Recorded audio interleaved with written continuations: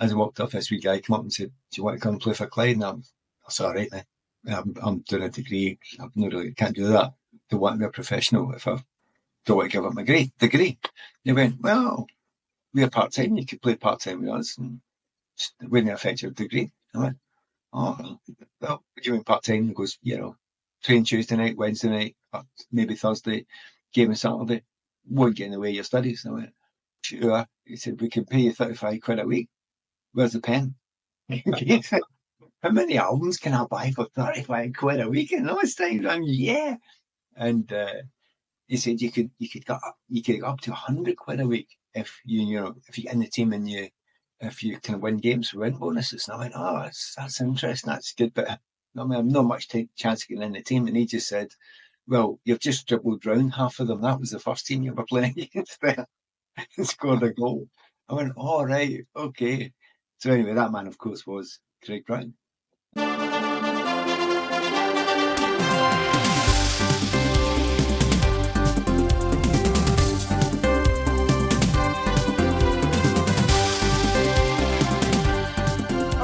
Welcome to another episode of the CSI Football Podcast, where we embark on a forensic delve into a particular season of football, usually for Tarleton. I'm your host, Ian Stephen. And for today's episode, we meet a man who was forged on the banks of the Clyde, both straddling the Thames and the Mersey, like literally in 20-year playing career. The football rates an award-winning literary career means I'll shut up and he'll be able to write anything far more scintillating to this intro than I could myself. It's Pat Nevin. Pat, how are you, sir? I'm very well. I'll own up to being a wee bit tired at the moment.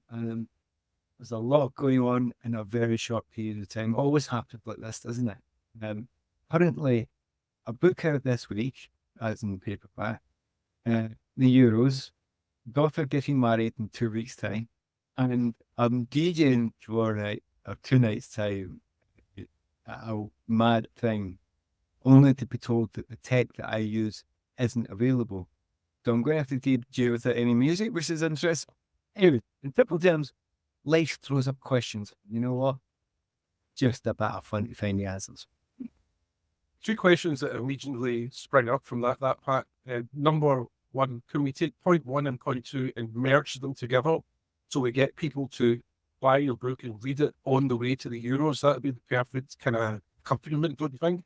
Do you know the weird thing is, actually, that's a dead strange thing. You start writing, I've written a couple of books the last 3 years or so, and people send you pictures on, X or whatever. Right? The most common thing is they send pictures of they're on holiday reading your book. And you're like, I never thought of that when I was writing this stuff. It's holiday stuff. And I think, wow, that's really interesting. So then people started sending me pictures of the book in weird places. On beaches or whatever. They did that with the first book, and I started doing it now with this second one as well. So certainly the case. If you're at Euros, there's football in both books. That's still football. It's the first one, second one, football and how to survive it, and certainly definitely Scotland stuff in both of them as well. Which kind of nice, kind of fits a wee bit, I think. Well, the other question: your daughter getting married. Does the father approve? Did you endorse this union? I mean, really good. Well, yeah, it's one of those things you like about it, but I mean, some people, their daughters get married and there's a question mark and you're not sure, and there's then this guy's complete wow. Like, top gazer.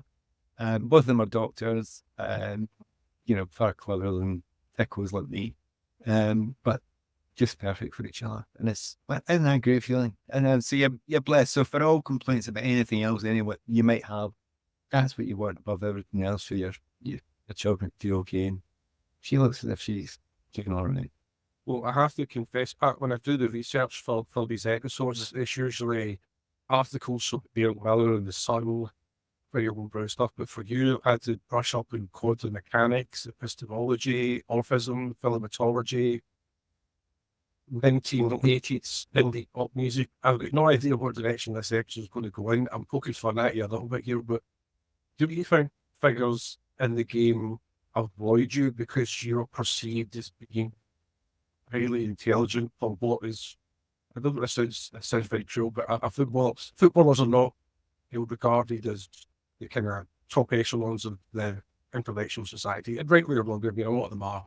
But do you think a lot of figures in the game were intimidated by you, or are still intimidated by you? Well, they didn't avoid me. We didn't always share the same interests out with it, but I asked a question.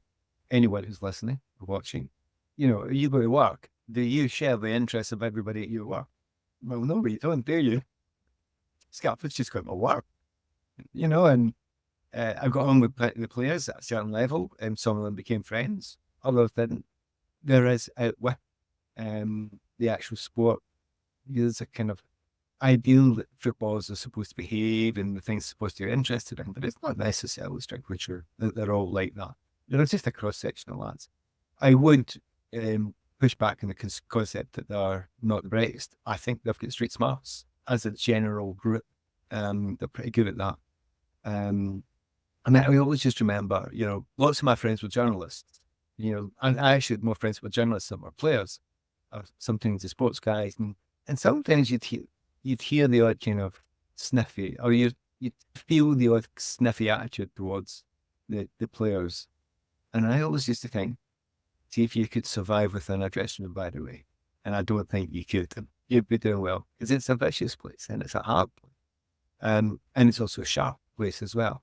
So and I got my side of it for, being slightly different in certain ways. And that's what made it easy to write, because I was feeling slightly voyeuristic from the outside looking in, because I'd had this different background. I'd studied, I'd been doing a degree, and kind of turned down football for quite a long time before I, eventually get dragged into it. So then the usual background into it. But the big thing that really does help is if you're from a kind of west of Scotland, i.e. Glasgow, Easterhouse background, you're not going to get bullied. Bullies, you've seen bullies before. You can see that what they do and why they do it and how they try and do it. You just don't. So the classic example being, nicknamed Weirdo when I went to Chelsea. And I was thinking, yeah, well, I think I'm normal. You lot are all weird, because I have interest in different things. And I think lots of people have. But the weirdo stuff, people always think, you get abuse for that. Nah, not at all. It was all right. It was done with fun. And it's an easy line. And it's a line that was often trotted out, and often is trotted out. It was never a problem, and never a massive problem. Well, let's go back to the beginning. Whereabouts were you born and brought up? Yeah, so brought up in Easterhouse, in Glasgow, 6 kids. You had 6 kids? What purpose? When I said 4 in the row. So there was 3 brothers and 2 sisters. My mum and dad lived in a tenement in Easterhouse. Funnily enough, my memory, because we left Easterhouse. Yeah, this is great, because sometimes you get things online and somebody said, he's talking rubbish. He wasn't in Easterhouse. He was in Berlana. Thinking, yeah, I was in Berlana. I moved there when I was 10. I think I might know my history well better than you, matey. Right when you're right, somebody says, you're making that up, but you're quite clearly, you are. So I didn't even answer that. Anyway, so I had a great time. But there was only 2. But one thing I got wrong is I thought it was 3 bedroom. It wasn't. But, so the 4 boys in one room, 2 girls in the other room, and mum and dad, and they slept on the couch. So, oh God, yeah, the terrible time you must have had. We had a great time. I loved it. Brothers and sisters, friends, playing football all the time as I was a fairly young kid. So, man, really happy time. The most important things about that, and it's funny, this is maybe a really key part. When you look back in your life, you're a footballer when you've been a footballer, even if you were kind of accidental or kind of dragged into it to some degree.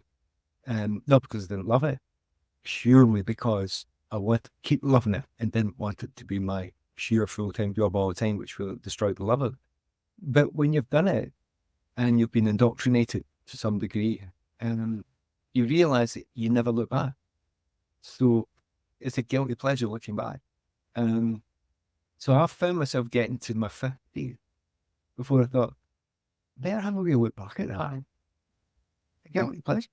Because in football, if you look back, you're living in the past. Move forward. And I suppose my desperate love is music.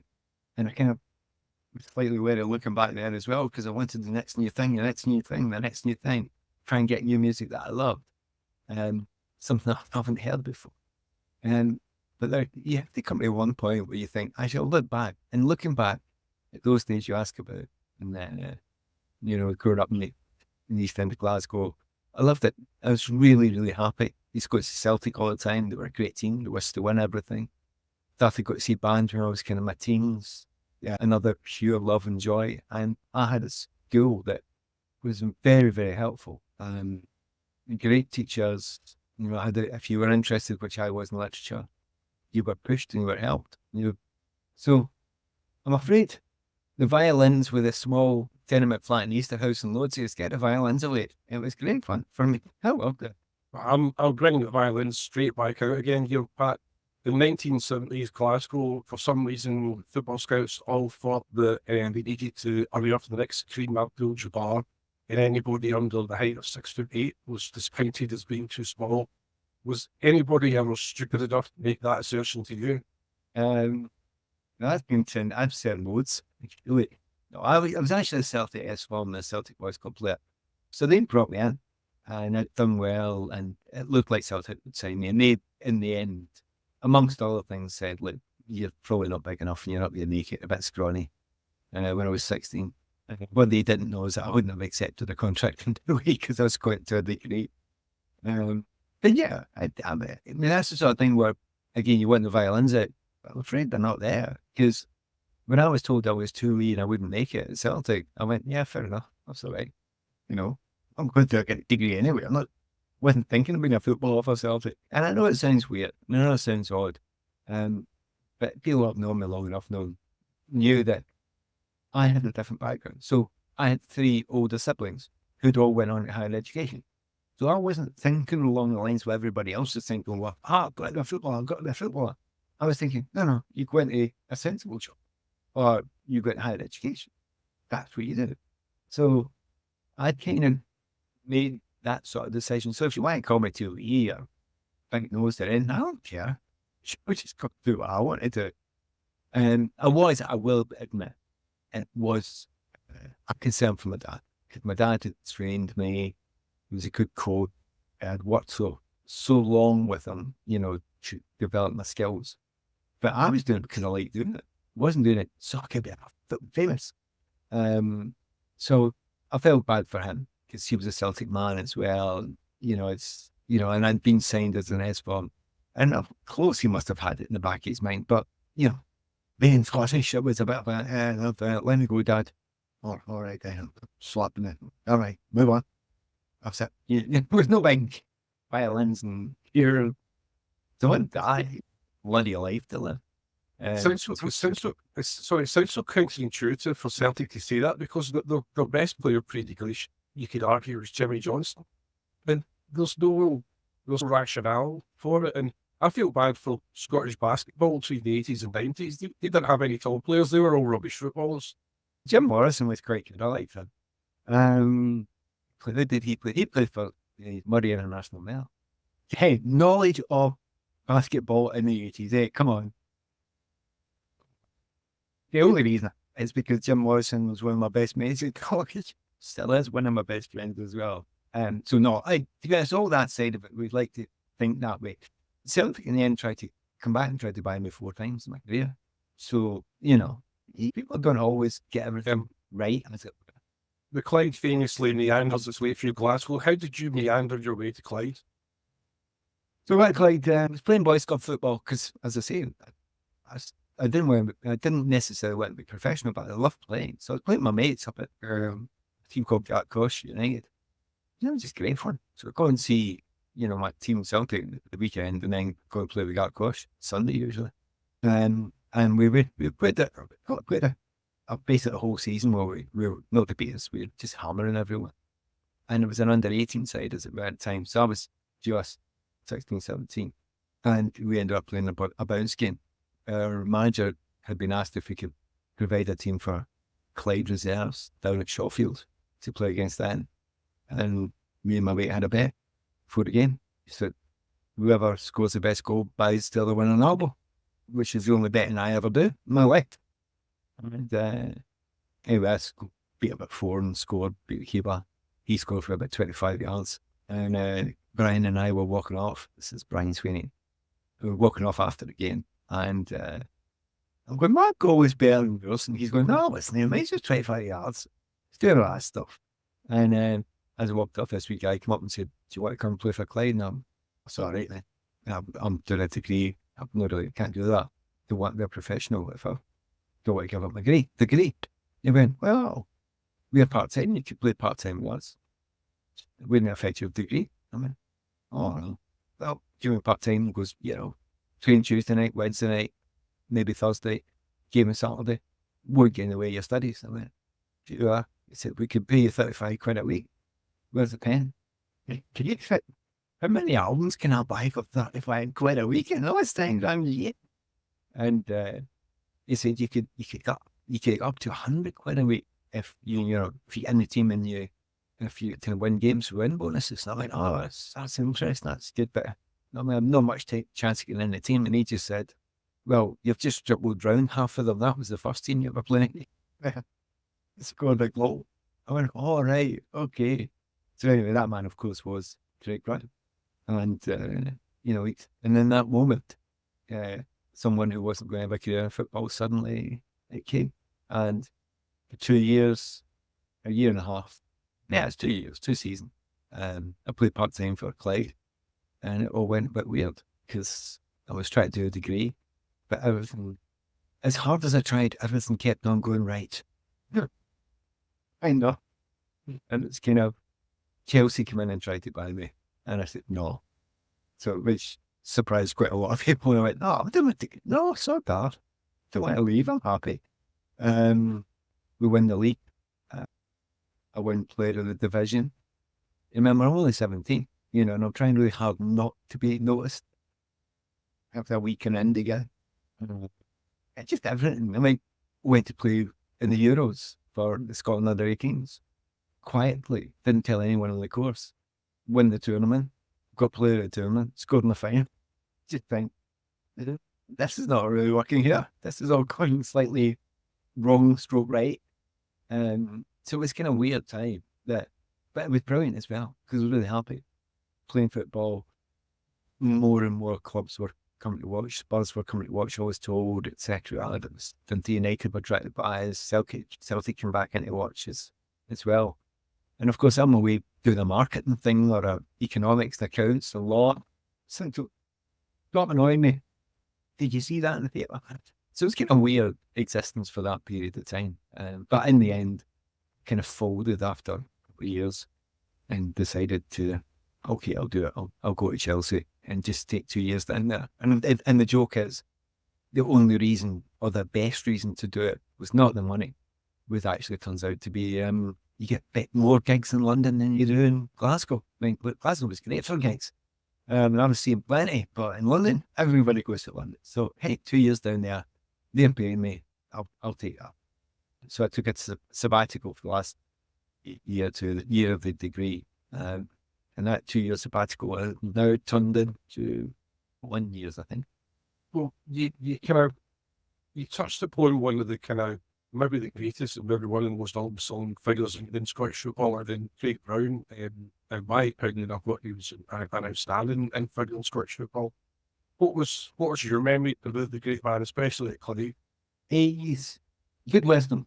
Good wisdom. I mean, the technical stuff and all that, you do all that at lab, you learned all that. That's fine. Craig was a kind of lecturer anyway. He knew all that stuff. So good enough at that. Could spot a player, which is, an undervalue that some managers are better than others at. He was good at it, and very good at it. In fact, I can only tell you the personal side of it. And the personal side of it was, you left me alone. Yeah, you just go and do your thing. He kind of often used to say, because I didn't like playing the wing, I'd never played in the wing, and he wanted me to play in the wing a bit. And I said, I'm more of a striker or a 10. And he'd say, look, start there, but then just go. So like a bit like if you watch David Silva over the years, and quite a lot of modern wide players, they're not wingers, are they? So that was exactly what I was trying to explain to him, and he explained to me. actually you are a forward. You've got two other guys who'll be up there, but you're the one that creates and moves and finds space and sort of understands the game a little bit. And he understood my game intelligence, match intelligence, which is the most important thing you can have if you're going to be a top player. And the fact that he trusted and believed in that when I was like 17, pretty good, just threw us in fairly quickly. I was lucky I scored a lot of goals and made a lot of goals very quickly when I started playing with Clyde. He just had that understanding. And it was driving me nuts because he didn't put me in the first team right away. And I was like, after about 2 weeks, I'm going, he's again. What again? And eventually it did. It was only a couple of months in. But those first couple of months were driving me nuts because I thought I can do something. So anyway, I scored a 6 in the first 6 and then stayed in the team after that. And he never, ever, ever had a cross with me. Never once. And all the time. So Scotland with him. Over the years done great things. I mean, he played picking for Scotland. Scotland when he was assistant manager. And he was just constantly helpful. But if he trusted somebody was trying to do the right things, he'd let me do it. If he thought somebody was arshing about, he'd tell them. Absolutely tell them. But that sort of wisdom and that sort of kindness, it was just always there with Craig. And the thing that, after he passed, the thing that really jumped out, everyone was telling the stories about, oh, he did this for me, he did that for me, he did this for me, he did that for me. And it was just a list that everybody talked to. Craig done something for him. Off his own back, for no reason. Just do it. Do the right thing. And that above everything else. Even though great Scotland manager, all that sort of stuff. That's why I love the guy. Absolutely why I love the guy. Because he did that for everyone. And I can tell you lots and lots of things he did for me. And I hopefully tried to do next time back. But we had a mutual friend called George, who was a guy who had been a Bifford up, younger, very difficult. He lived around the corner from me where Barlana. And you would say Craig up there at his house. Or me, Billy McNeil would be at his house. And what do you these things? Craig would do that way, not just George, but he'd do that with hundreds of people. Just talk. You also talked about the championships as well. I think it was Scotland's first ever international tournament. And he talked about being the player of that tournament. I'll drop in a couple of names of other players that were playing in that tournament. Portugal had Paolo Futre, and the Netherlands had Marco van Basten. So, I mean, that's pretty good company to be winning a player of the tournament now. And the funny thing is, here's a truthful thing. Football fans might not know this. You don't look at the opposition. You don't care. I don't anyway. Never did. Many things people say to me, oh, you must have played against so-and-so, or some, Glenn Hoddle, and I'm thinking, did I? Look, I don't remember. Gaza, I might have done, yeah. You're concentrating what you need to do. And you're right, I didn't know Futre was playing, but it was young man at the time, Van Basten. We knew the Dutch were good, but we got a draw against them, which was pretty handy. So there was decent players, there always is, coming through. What was surprising really is that from our group, there was a group that came through around about that time for that championships, and the one after it in the Worlds was staggeringly big amount of players made it through top level. Really huge number. And a huge number went on and played international. It's kind of unusual. Usually an under-18s international, very few. Yeah, if one gets through, well done. We had loads of them for that little group. For that group, I remember talking with Brian McClare. He didn't get there because he was doing something else. Eric Bly, he was playing in Europe with Sir Alex Ferguson. He ended up playing international football. Gary Mackay. As well, I think Paolo didn't use in the cup final. Big Cat as well, yeah. And he started looking through all the players that ended up being internationals. Starting Paul McStay, obviously. So it was a right good gang of players that we had at that time, and it was good. Then it was the fact that we beat some good teams, and it was lovely because recently I made a documentary about it, about finding the footage of that game, and it's just really moving. Let's get back to that thing I was saying to you before. You never look back; it's a guilty pleasure. Because if you look back, it's as if you've accepted defeat and you're on the way back down. But looking back on that was really meaningful because for a number of those players, it was maybe the highlight of their careers. For others, I mean, Andy Roxburgh, who was a manager at the time, for ages and ages afterwards, he used to wear a number 16 shirt because that's the shirt I wore. That tournament, it was so important to him that it gave him the big lift, push forward. He'd won that tournament and he got the ball through the SFA and further on. And it was lovely because he liked my style. I think he liked my style of play. So when you went to Chelsea in 83, were you basically just thrown in and left to your own devices to get settled in? Was London quite daunting? London wasn't as daunting as it would be for a lot of people. Coming from a big city like Glasgow, it helps. I'd been doing a degree for 2 years, so I felt as if I could take care of myself, although I was still living at home when I was in Glasgow. I'd travelled quite a bit. The year before, I'd interviewed around Europe, as you do as a student. I'd been through London, I went to a bunch of gigs in London when I'd been through it, so, you know, it was going down, and I was kind of on my own quite a bit right at the start. So, you know, there was, you have to sort things out, but you're young, you're adventurous, you're looking forward to it. It should be fun. We're going to pay you some money to go and pick a ball there. The expectations were incredibly low. So at the start, one of the big things was I was skint, absolute skint for the first few month or so, because I was on 180 quid a week. So you pay tax 60 as it was at the time, so about 100 quid. 50 or 50 actually, 50 or 60. Rent was 100 quid a week. So I've got 20 quid left for the week. Be much sick.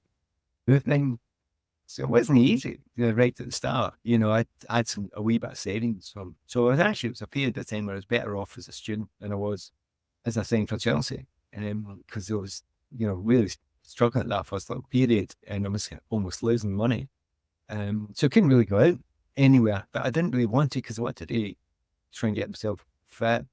So I was doing what I always did, which was, you know, go training, then running in the evening. So I'm going long runs and stuff like that. Keep myself in good nick, doing afternoon training on my own. But there was no other life to it. You know, I had it daily, so I could watch Cheers. And that's fine. I could read books. I could listen to John Peel show. That was kind of my hobbies and interests at the time. So my hobbies and interests weren't expensive. I wasn't able to afford to go to see that many bands. It was coming up at the time, right at starting time in Chelsea, I wanted to go and I didn't have the money to go. Nothing, because it's always stuck by me, you know, that I missed them. I got them later.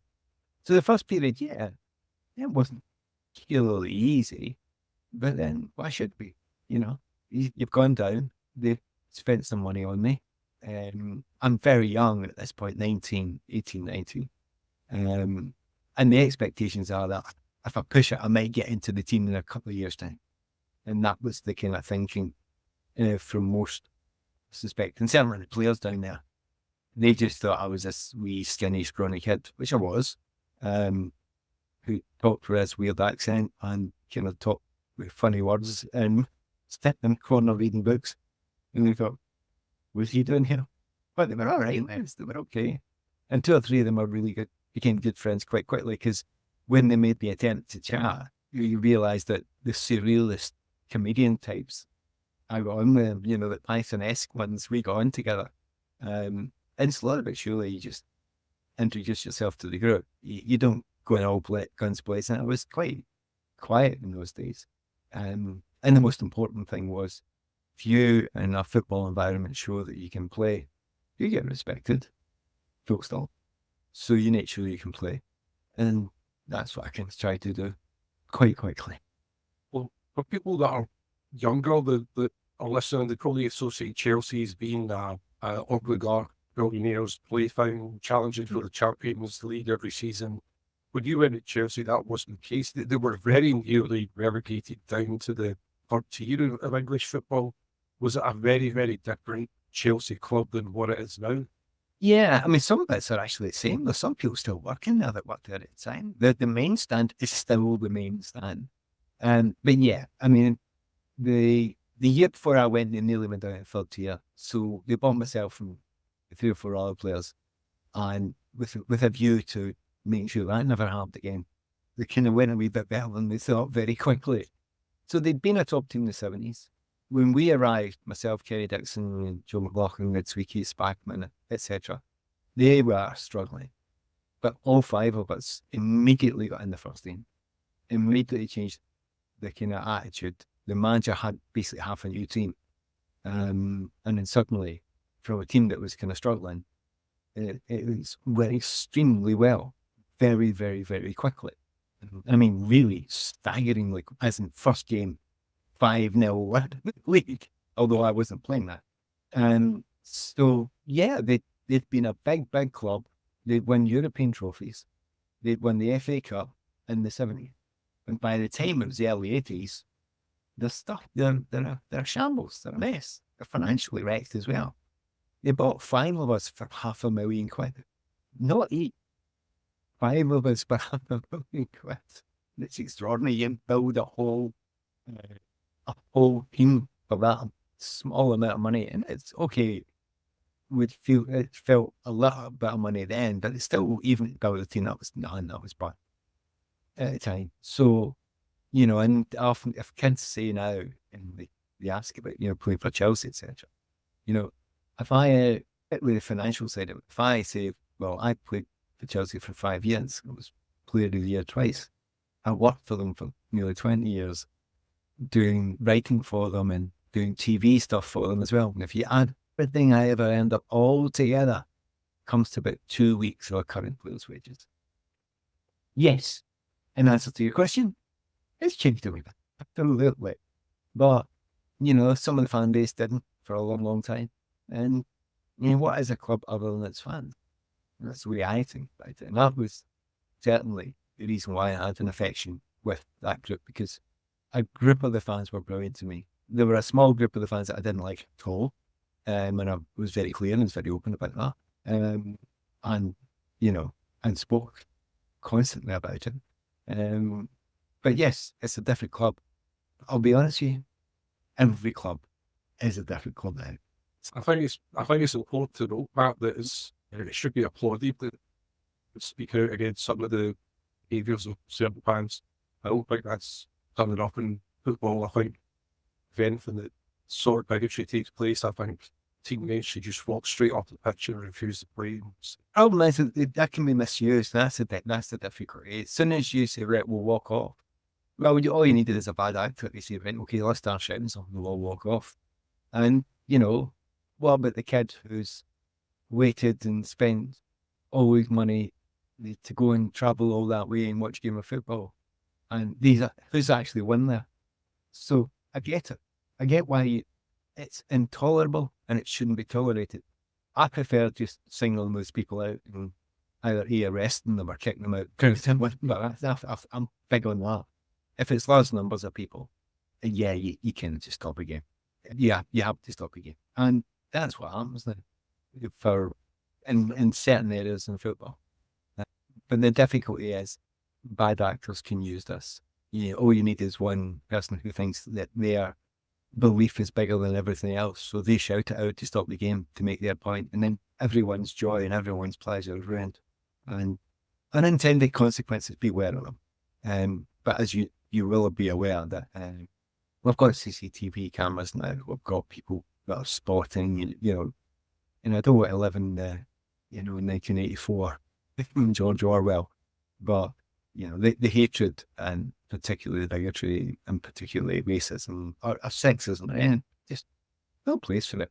But it's becoming much less of a problem now than it certainly was then. But we don't leave it go. We keep on going at it and try to educate as much as we can. And that's what I try to do as well.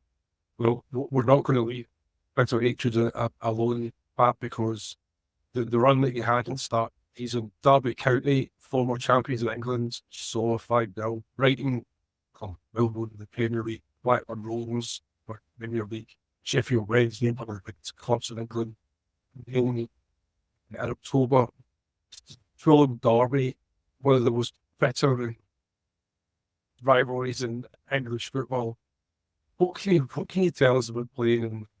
Everybody talks about the Old Firm. They talk about Arsenal, like Spurs. What about Fulham and Chelsea? I've not really heard much about that. They don't actually care. But when There's no bad feeling. They're just round the corner for each other, but they wouldn't. Chelsea never thought they were really of their standard for most of the years. It almost seen as a nice wee girl kind of thing. The real hatred's Chelsea, Arsenal, Chelsea Spurs, particular, and Arsenal Spurs. That's the real. And then West Ham's got a bad feeling towards Chelsea. So all them have. Fulham's all right. Oddly enough, it was a big one for me because I thought I'd take a long time to get into the team, but it was only a few games. It was only 4 or 5 games, I think. I'd been on the bench twice already, hadn't gone. And then I come on against Gillingham in the cup. There was a game against Sheffield Wednesday away from home where I started. That was my first start. And then that was it. Never out of the team again. So for some days a wee kid just sneaking in the back door, utterly unexpected to do anything. I got my first game and then kept my place for the rest of my time at Chelsea, basically, which surprised a lot of people. Even maybe the manager as well, who rated me highly. But so by the time we got to the Fulham game, which was a couple of weeks later, it was still the start of the season. Beautiful, lush green pitch. Very open game. It ended up 5-3 to Chelsea. And it kind of nailed what we were then going to become. Because Kenny Dixon became, it was Golden Boot the year afterwards, alongside of some bloke called Lineker. It was David Spady and I were scoring constantly together. He didn't play that day. Paul Lee played up front that day. I created one for him and I scored one myself. And scoring your first goal is a big thing. Because, as a slight weight off your shoulders, that, okay, that's done. Right, move on now. And don't think about it again. But that was, suddenly the Chelsea fans were going, what, we've been watching turgid crap for the last 3 years. And then suddenly, they've got this team that's flying forward, that's attack-minded, that's hard-working, that's very, very modern looking, as opposed to the lump-up lung kind of teams that we're playing, with technically good players. And, Speedo was an international, went on to become an international. Terry became an international. I became an international. We had Mickey Thomas became an international. Probably was an international before that.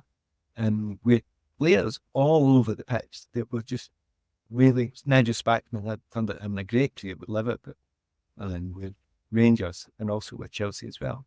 So suddenly, for a team that had been really struggling nowhere, they basically brought in a bunch of internationals to be one penny. And then suddenly we just started crunching people. The 5-0 game, I wasn't there. I'd come back up to Scotland to finish my finals because I had to sit them all, or some of them. No, that's actually not true. Yeah, it's true. I had to sit some final exams. It was kind of shocking because I'd been to the World Youth Championships at the start of the summer. I missed my final exams at the end of the second year. So I had to sit them all reset. So I had to miss the start of Chelsea C. And they were going, what, you're doing a recess, but you've chopped the course. Yeah, but I may have to go back. So I'm going to do my resets. So I went back and done the resets. And I got back on the Friday night. Saturday morning, I was up at Luton Reserves versus Chelsea Reserves. Well, the first team were up 5-0. But 5-6 weeks later, there are first team scoring, and we then go on an unbelievable trajectory after that, which nobody saw coming, including us, and certainly our fans. That day at Fulham you mentioned, it really sticks in my mind because a lot of Chelsea, the place was full, obviously, but a lot of Chelsea fans come along because they kind of seen a kind of inkling of something good, particularly with the start of the season with Derby, against Derby, who was supposed to be a good team. And then they saw that and they thought, not only are they pretty good, bloody hell, it's great promotion. And it really just started then. That was the day it all started, where if you ask a lot of Chelsea, a certain age, and think they've been through a lot, they've seen Champions League wins, they've won the league, they've had the John Terrys and the Zolas and everything. A lot of them will say that's still their favourite season because of the unexpectedness of cavalier attitude. Pure, the joy of, thank God we've just done it again and we've won again. So and it surprised everyone. So, and for me, oddly, I was just kind of enjoying it. Just I wasn't thinking, because I got in the first team, we were getting win bonuses, so I wasn't skint anymore. I could actually afford to go to gigs, and I could afford to eat. I could afford to return that knife and fork that I nicked out of Pizza Hut because I didn't have a knife and fork at home. So I was it. It's true. I really good time with Pizza Hut with a knife and fork. Yeah, exactly. And it's that I didn't have any. I was so scared. So, but there I am. And it was 1 week where we played 3 games in a week, and we won all 3 of them. So, and I think I can't remember. I might have made as much as I can, and that's just stuff. The records all get absolutely battled that weekend. So I hammered them straight record, and I wanted. I mean, there's just a student at heart still. So, at that point in time, I'm having an absolute ball. And I'm really, really, suddenly, slowly but surely, obviously the media down there began to think, because all they'd been interested in, they'd spotted a young star had come down from Glasgow to sign for a top London club, right? But it wasn't me. It was Charlie Nicholas. He'd signed for Arsenal from Celtic. I came down the same week, nobody knows. And then suddenly they're going, well, actually, he's very different from Charlie. He's not like Charlie at all. There's the same pathway, and then they'd start seeing, they kind of meet you and you do some interview and you'd be walking around the spot, you've got a Dostoevsky book in your hand as opposed to its son. And they're going, what? And I'm going, that's normal. Well, so a lot happened very, very quickly at that point in time. The team's doing well. I'm in the team and I'm basically stuck there. That's me. I'm in totally to everyone's shock and surprise. And it starts well. And then it kind of, there's still a blip here and there, but it kind of keeps on going. You had a trip up there with Woden in November. Was that maybe one of the most intimidating atmospheres you'd experienced at that point in your career? Yeah. Well, funnily enough, in Leeds United, that's a big one. I mean, I can't remember it as well because you can't remember all your games you played it.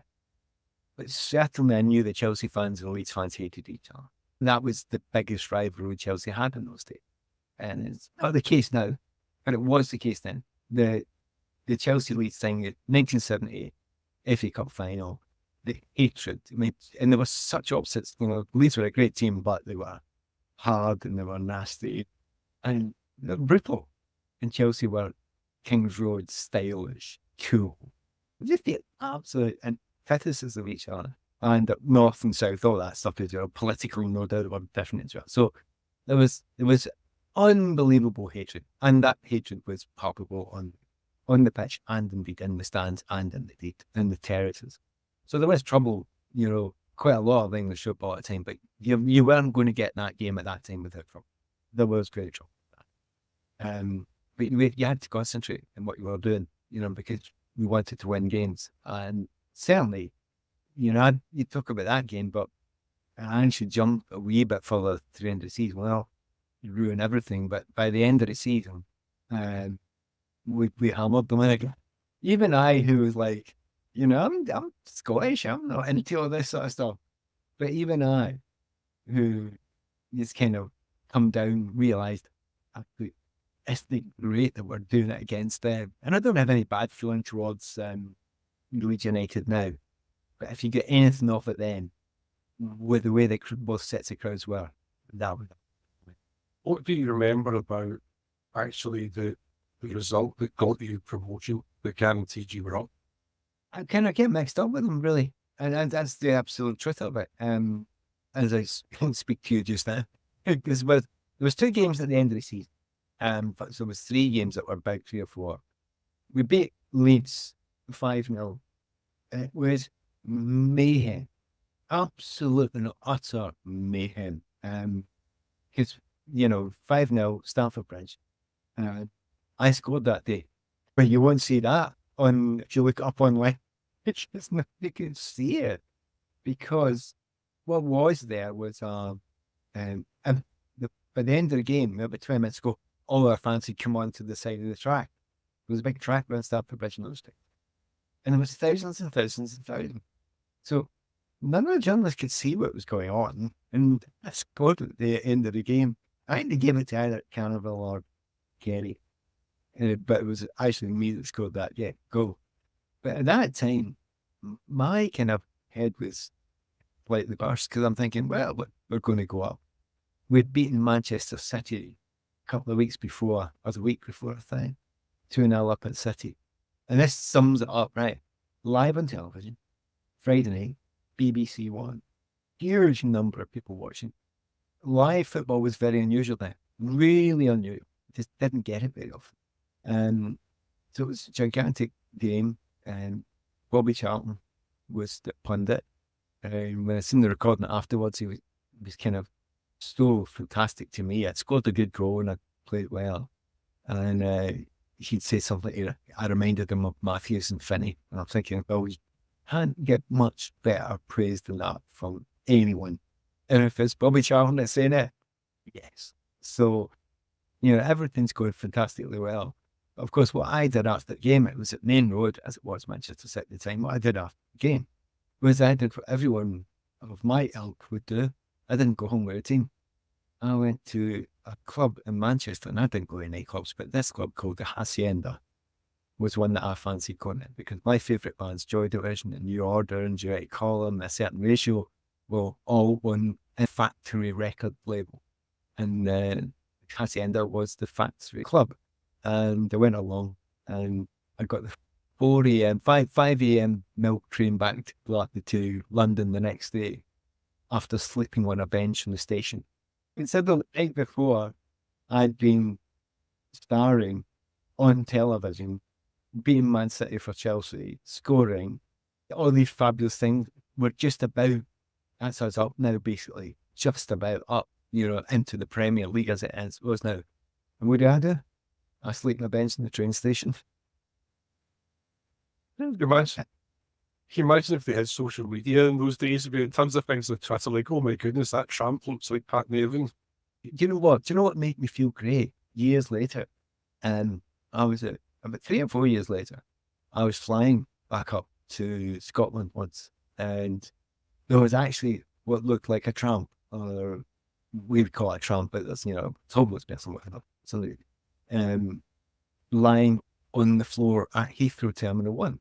But beyond the kind of check-in, I'm thinking, well, how did you get? How did you get a homeless person through? You have a ticket? Didn't work. And everyone's just stepping over this homeless person. And I think, maybe all right. So I went over and woke him up, and he's lying against the wall, and it come down. And it was a guy called Tom Waits. He was a fabulous singer. And a great album called Swordfish Trombone. An American kind of West singer. And I just thought, it's all right, I can move that hobo too. If Tom Waits can do it, I can do it. So it's actually all right to be. And the more important thing is, my dad hardly missed a game in my entire career. And that first season down at Chelsea, he was at almost every game. Certainly got to all the home games. But he had to get the late train home overnight a lot of the time. And I had to go straight to work in the morning. So if my dad can do it all the time, and he's a working man, a labouring job with British Rail, why the hell can't I do it? And so I've never changed that attitude. I'm exactly the same that I know in a couple of weeks' time, I've got at least 2 nights where I have no sleep. I will not get to bed. I need to stay up all night and do something the next day because of work. That's fine. You can do that sometimes, and you should do that. It's not a complaint. You do it when it's the right thing to do it. And at that time, going to the Hacienda was the right thing. So it was great that. And by that time, at the end of the season, we beat Man City 2-0. I'm chatting to you here, and I'm trying to remember how they actually went.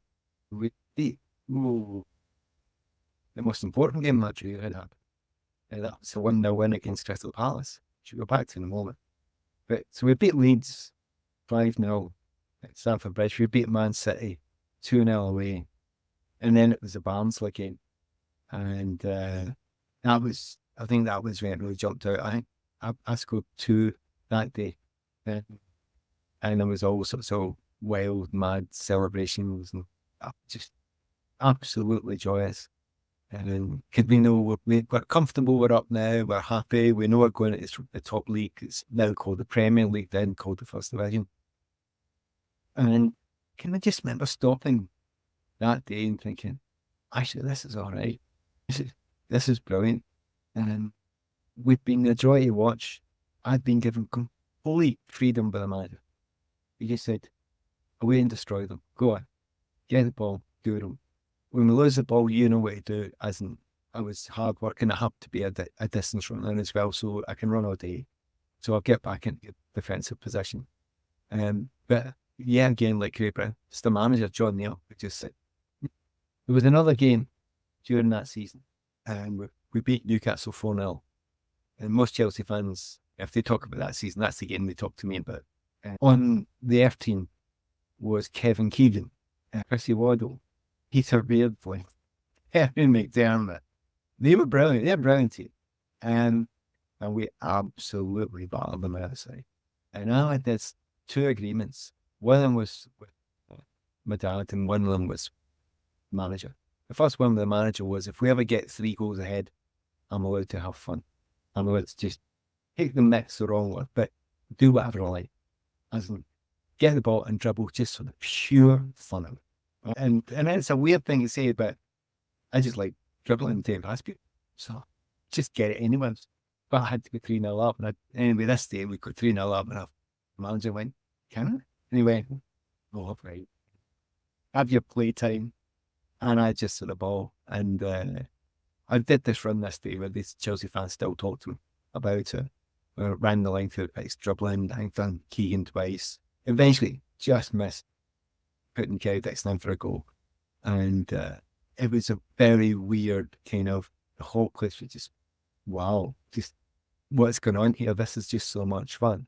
The other reason why I did the dribble was because after every year I couldn't see my dad, because he had to rush back and get the train back up to Glasgow. So I agreed with my dad that every game in my career I would go for one mad, mazy, stupid dribble, just for the fun of it, to say, hi Dad. It's a weird thing. I always thought that was normal. And then when I wrote about it recently, people go, "Sam, that's amazing." And I went, I couldn't see my dad. He come all the way down from Glasgow. And we were training all the way back up. So that's, hi Dad. Perfectly reasonable way to say hi to me. I thought, anyway, so in that day, after beating Newcastle, who were a big, strong side, we were obviously good players. And the Chelsea fans really took me to their heart from then on. They knew not only that I was trying to be skillful and entertain them, but they also knew I was bloody hard working. And that was a big difference, because you used to go back up to Scotland sometimes for Scotland games, and people would go, oh, just a tricky winger, you're just, you're kind of an idling, someone not thinking, I'm one of the hardest one people you'll meet, man. But if they're not seeing you every week, if this vision of you from highlight. But the Chelsea fans realised that within our group, we were all had a brilliant attitude, all worked incredibly hard, and hopefully some talented players in there too. Promoted in the top league gets you recognition, and rightly so, out by your country, and you were eventually called up to represent Scotland. What do you remember about your debut? And I'm going to show you something about talking about.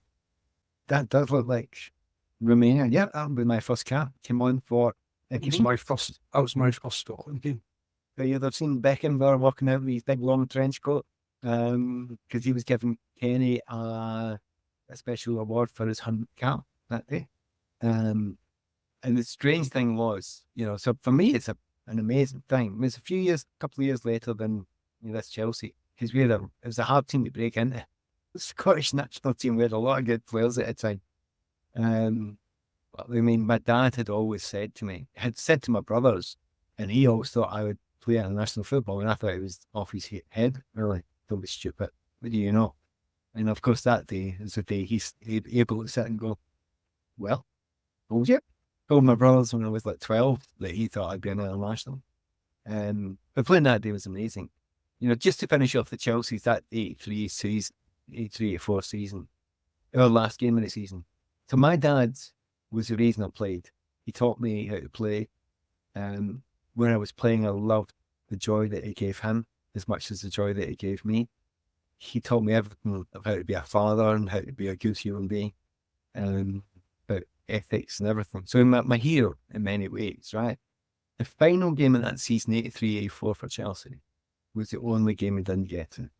And it's the day we won the league. I created the goal that won the league. I also missed a penalty. I created the goal that won the league, right? And it was at Grimsby away from home. And that was the only game he missed because my sister was getting married. Couldn't he come? Nightmare. So he missed that moment. So that had been the biggest moment in the career where we won the league that day at Grimsby, and he wasn't there. And he was there for lots of other big moments. But if you take 2 or 3 moments in your whole career of 19 years, one of them is your debut for your country. And my dad was there. And he was there that night against Romania. I came on as sub. And then after the game, I walked out. And typical Glaswegian again, you know. We did we obviously loved each other after it, but I've got the shirt in the bag. And I've got a plastic bag, probably a beer bag or something, you know. I just had a poly bag. I went, you better have this stuff. And it was I was slapping the shot cut. And it was a really poignant moment of, you were right all along. You knew what you were talking about. You taught me well, you coached me well. So it was a great day. Every time I remember every time I got the ball when I come on, I just thought, with Kenny. What, Kenny? The reason being, Kenny had scored the same amount of goals as Dennis Law. And we were all trying to get Kenny another goal. So we win the game. We beat Romania 3-0. I think it was Hadji playing that. I can't. It was stage, yeah. Yeah. So, but we didn't care. We'd done them. We were a good team. We'd won. Now try and get Kenny his goal. And tries and right, we just couldn't get Kenny his goal. So there's a lovely memory of that. And it could all come from that season where it started with Clyde and it all went incredibly well, incredibly quickly, incredibly unexpectedly. Then by pure accident, I ended up going to Chelsea. And by the end of the first season at Chelsea, we've won the league. I'm in the team every week. The front three of me, Kerry and Spiro scored 60 odd goals between us, you know, in the league. It's unbelievable numbers. 3 guys, 60 odd between. I mean, people think of Haaland and all that now, it kind of makes things different, but for them, that's weird. That was a weird number. And then I go, where were you? It was really easy because it came so quickly. And, you know, it gets harder as time goes on and it's not like always so perfect as it goes on. But then a few years later to then become, you know, Scottish international, and slowly but surely that dream of going back and finishing the degree, you know, that faded away because I was doing other things and I was learning other things. It was brilliant. But that first season, if you're talking about the utter joy of it, the success of it, the friendships as well. To this day, I have to remember the Crystal Palace game. We've got 1-0. I refused to talk about it. I scored the winner. Wouldn't talk about the game afterwards to the press. Basically roared and bawled at the Chelsea fans who booed our black player. This isn't acceptable. Nobody talked about it at the time. It was just, that was culture. And I said, no, I'm not having it. What that led to many years later is me getting 2 doctorates. So I'm Dr. Nevin. Now, I don't ever use those doctorate things, by the way, except on one occasion, right? My daughter is a real doctor. And many times she annoys Dad, I go, it's not Dad, it's Doc. Indeed, it is Doctor. You watch. So there's kind of so many things happening. And that's only just scratching the surface of it. The friends I met became mates with people like John Peel. So many phenomenal things in London. Met so many phenomenal people. And just had a glorious, almost easy season. And knowing that the next season we're in the top league. And by the way, I'm wondering whether it'd be good enough. But we were, you know, we thought for the first couple of years after we were like, oh, we were vying for the top place or the top 2 or 3 places. So it's extraordinary. That all happened in such a short period of time. And it's kind of why it's kind of my favourite season. I wouldn't say it was my happiest season, by the way. There's 2 different things. You're talking about my favourite season, happiest. Happiest was probably right at the end of my career with Kilmarnock. And I had a year at Kilmarnock. and it was just so much fun with such fun people. And I was back home in Scotland, and that's where I wanted to be. But it took me 16 years to get back, 15, 16 years to get back. And that was an unbelievably happy year. And we got European football and all that sort of stuff, and it was big for Kelly. But in reality, all the kind of adventures in between, and as I say, the 2 books that I've written about my career, and one of them turns out, the first one, Accidental Football, was in the Sunday Times bestsellers, and it's just, you couldn't have imagined that this wee scrawny wee 19-year-old, 18-year-old kid works in at Chelsea with the weird kind of things. But I think the reason for it is you take all those chances, you work incredibly hard. It doesn't come easy. You have to work for things to happen. And also you accept your fortune, good fortune, happen. You've got to be lucky as well. And I have to accept that good fortune every day. Well, there's one adventure you haven't talked about yet, Pat, and that was your sojourn to Sweden in 1992. Tell us about what it's like to represent your country in the Heroes. I kind of missed out a few, 86 I was in the squad before we went to Mexico, dropped for the squad, and then in the squad right afterward. Same happened in World Cups in 90. So, in considering all the English teams were banned for Europe at that time because of ISIL, I wasn't. The international game was the only chance I had, so I really wanted to go to Euro 92. Managed to get on the plane, scored the winner in a sort of build-up game against the USA, which rather wonderfully, that goal is actually in one of my favourite movies, which is, do you know this? It's a movie called So I Married an Axe Murderer. Oh yeah, I know the film. Oh, is that right? Oh, brilliant, I know exactly. You like ball? It's World Series of Soccer comes up in the background, and he's saying, "Heap, you're not in Italian." That's my goal. We scored against the USA. That's my claim to fame. So I got to the Euros, and annoyingly, I had a broken ankle, broken tip when I got there because I got bad tackle in that American game. But I was able to run. I was able to dribble with the ball.